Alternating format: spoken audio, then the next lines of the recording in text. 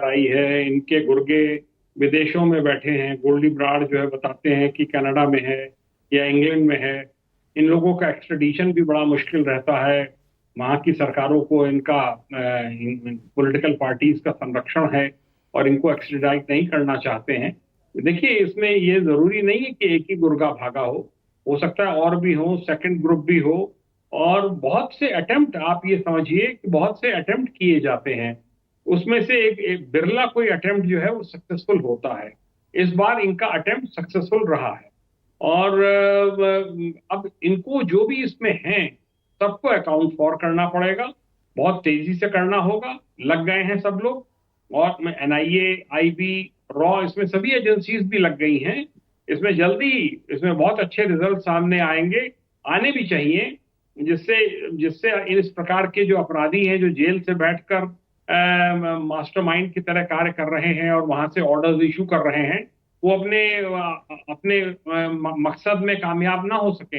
ये किया जाना नितांत आवश्यक है। अभी पीछे आपने देखा होगा, एमएचए ने एनआईए को लगाकर इंटर स्टेट जो गैंगस्टर्स हैं उन सब पे रेड्स डलवाई थी। ये इसी वजह से डलवाई थी कि एक एक स्टेट में कार्रवाई हो रही थी, इंटर स्टेट कार्रवाई नहीं हो रही थी। एनआईए के पास भी बहुत सा एक इंफॉर्मेशन बैंक है और अलग अलग अलग स्टेट्स के पास है। जैसे यूपी के दो हैं, ये सब खंगाल लिया जाएगा कि कब गए थे उत्तर प्रदेश से, ये किन किन के संबंध हैं, कौन कौन इनके साथ शूटर और हैं। ये जरूरी नहीं है कि इनका कोई पूर्व आपराधिक इतिहास हो। ये प्रोफेशनल शूटर्स होते हैं, इनके नाम आते नहीं आसानी से। और ये नए नए लड़कों को काम दिया जाता है जिससे कि जो नॉन शूटर्स हैं वो लाइट में ना आ सकें। उनकी अक्सर कॉल्स सर्विलांस पे रहती हैं। तो नए नए लड़कों को हायर करके और इस प्रकार के कार्य कराए जाते हैं। जैसे आपने अतीक के मर्डर में देखा, अतीक और उसके भाई के मर्डर में। तो ये इस तरह की घटनाएं होती रही हैं, पर मुझे पूरा विश्वास है कि दो के पकड़ जाने के बाद कोई भी इसमें बचेगा नहीं, सब अपने बिल्कुल अंजाम तक पहुंचा दिए जाएंगे। लेकिन सलाखों के पीछे से बैठकर अगर लॉरेंस बिश्नोई का ही हम जिक्र करें, क्या इतना आसान होता है किसी गैंग को ऑपरेट करना? देखिए, मैंने आपको बताया ना, इनकी जड़ें बहुत मजबूत हैं। इनके इनके बहुत से गुर्गे यूरोप में बैठे हैं। वहीं से वो फेसबुक पोस्ट करते हैं, फेसबुक लाइव डालते हैं कि हमने ये किया है। तो एक इनको भी एक क्रेडिट मिलता है, आपको ये समझना होगा। अंडरवर्ल्ड में इनको भी क्रेडिट मिलता है कि ये किलिंग इनके द्वारा की गई।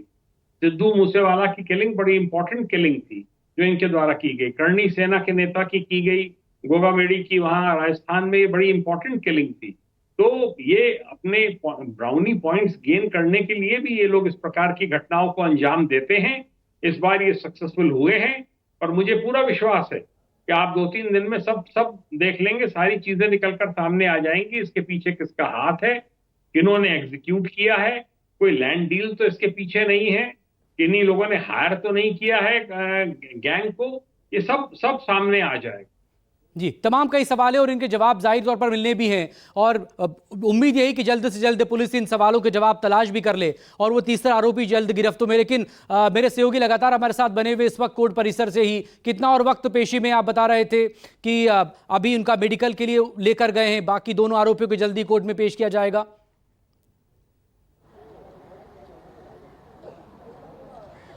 जी बिल्कुल, पुलिस के जवान जो यहाँ पर मौजूद हैं उनको भी अभी तक ये नहीं पता कि कितनी देर में उनको लाया जाएगा, क्योंकि इस तरफ के जो हाई प्रोफाइल मामले होते हैं आमतौर पे थोड़ा सा पुलिस इस मामले में गोपनीयता बरतती है। जिन अधिकारी इसमें शामिल रहते हैं सिर्फ वही अधिकारी इसमें आते हैं और कुछ ही अधिकारियों को मालूम होता है कि कब उनको कोर्ट में पेश किया जाए, क्योंकि ऐसे अपराधियों के पीछे कुछ और लोग भी होते हैं। कोई सबूत मिटाने के लिए उनको मार भी सकता है, बहुत सारी चीज़ें होती हैं, या किसी मॉब का किसी का गुस्सा रहता है तो उनसे भी बचाना रहता है। तो कहीं ना कहीं जब इस तरह के मामले होते हैं तो पुलिस थोड़ी सी गोपनीयता जरूर बरतती है। लेकिन बताया जा रहा है कि अब मेडिकल हो चुका है, कुछ ही देर में उन आरोपियों को यहाँ पर कोर्ट में लाया जाएगा। और चूँकि हॉलीडे कोर्ट है, बहुत ज़्यादा यहाँ पर वक्त नहीं लगेगा और यहाँ पर पुलिस उनके रिमांड की मांग करेगी और इतना हीनियस क्राइम है। ऐसे में निश्चित तौर पे उनको पुलिस रिमांड मिलेगी और इसके बाद पुलिस एक ब्रीफिंग करने वाली है, उसमें एक जानकारी देगी कि इन्होंने अब तक की पूछताछ में क्या क्या बताया है, किस तरह से इनके तीनों के लिंक जुड़े हुए हैं, कोई चौथा या कोई और तो नहीं था जो इनके पीछे जब ये किलिंग के लिए आए थे तो उनको देख रहा था या इन पर नज़र रख रहा था। ये सारी बातों का खुलासा होगा इसके बाद, लेकिन थोड़ी देर में इनको पेश किया जाना है। कितनी देर में पेश हो पाएगा ये अभी कहना मुश्किल है, लेकिन बताया जाता है कि मेडिकल अब इनका कंप्लीट हो गया। बने रहेगा, लगातार आपसे बात करते रहेंगे। मेरे सहयोगी मुंबई से इस वक्त हमारे साथ जुड़े हुए हैं, कोर्ट परिसर में इस वक्त मौजूद है। अब से कुछ ही देर बाद दोनों शूटर्स की वहां पर पेशी होनी है। इस सब के बीच बाबा सिद्दीकी का जो मर्डर हुआ है बीती रात मुंबई में, सवाल दरअसल लॉ एंड ऑर्डर को लेकर उठ रहे हैं। 10 पॉइंट आपको सिलसिलेवार तरीके से बताते हैं कि कौन थे वो शूटर्स और कैसे इस पूरे वारदात को, इस हत्याकांड को उन्होंने अंजाम दिया है। सिद्दीकी हत्याकांड से जुड़ी बहुत बड़ी खबर और वो तमाम पॉइंट सिलसिलेवार तरीके से आप देखिए। लॉरेंस बिश्नोई गैंग ने इस हत्या की जिम्मेदारी ली है। सोशल मीडिया पोस्ट के जरिए बिश्नोई गैंग ने यहां पर जिम्मेदारी ली कि उन्होंने ही इस वारदात को अंजाम दिया है।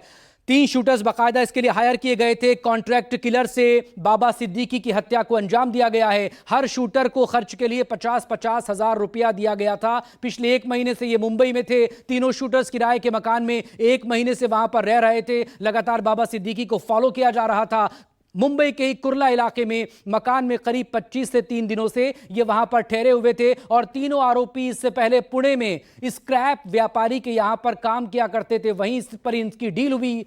शिव कुमार जो कि इस वक्त फरार चल रहा है, उसने कुछ महीनों पहले ही धर्मराज को पुणे काम के लिए बुलाया था। धर्मराज इस वक्त पुलिस की गिरफ्त में आ चुका है। एक और जो शूटर है वो पुलिस की गिरफ्त में आ चुका है, गुरमैल सिंह।